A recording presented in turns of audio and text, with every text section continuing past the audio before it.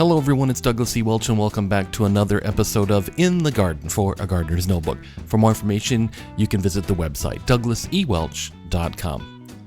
After a bit of delay and missing the Thanksgiving holiday here in the US, we finally got around to harvesting some of our sweet potatoes. They'd been growing very well and we were actually looking forward to seeing what we would find underneath the soil. When I started to dig up the vines, I first of all found some rather small potatoes, as you can see here, but as I moved across the bed, the size of the potatoes grew larger and larger and larger, including some potatoes that were far bigger than the supermarket ones we buy regularly. This is certainly going to be a great source of soups and curries for the next few weeks. We had so many potatoes and so many of such large size that we ended up already giving, probably a third of our harvest to our neighbors on either side of us. You can see here, this is probably one of the largest potatoes we found in the lot, and it is certainly a huge one. Here's an overview of all the potatoes we harvest this day. Now what's amazing is this is only 1/3 of the bed that contains the sweet potatoes yielded this many potatoes, including many smaller fingerlings that we left in the soil to grow the next season's worth of plants.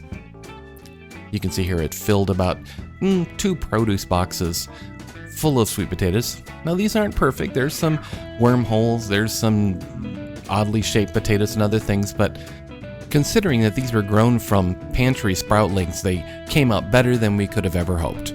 While we were out in the garden, we finally got some other jobs accomplished too, including planting up these strawberry runners that had come out of the container garden, and the Italian parsley was growing so vigorously we actually had to cut a large portion of it out of the container, and I've hung that up to dry to use in various recipes, including the curry which uses the sweet potatoes.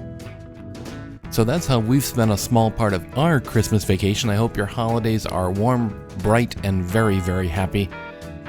We're looking forward to harvesting the remainder of these sweet potatoes in the weeks to come and using them in our own kitchen, sharing them with our neighbors and friends. Until next time, this is Douglas E. Welch from douglasewelch.com and A Gardener's Notebook. Keep on digging.